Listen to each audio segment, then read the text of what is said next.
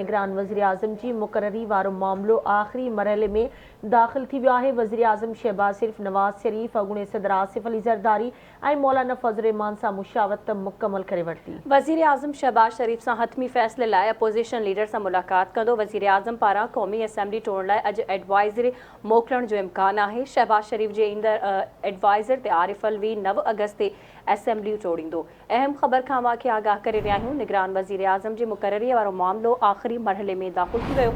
वज़ीर आज़म शहबाज शरीफ़, नवाज़ शरीफ़, अॻूणे सदर आसिफ अली ज़रदारी ऐं मौलाना फज़ल रहमान सां मुशावरत मुकमल करे वरिती।